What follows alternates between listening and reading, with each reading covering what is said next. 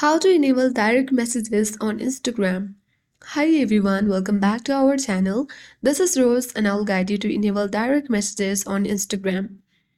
Watch the video till the end and without further ado, let's begin. First of all, you need to launch Instagram app. Make sure that you logged into your account. Now head towards profile icon at bottom right. Navigate to three-line icon at top right.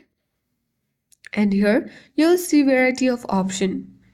Simply you need to come across how others can interact with you section. Tap messages and story replies and choose message request button. Now you need to choose others on Instagram and select message request.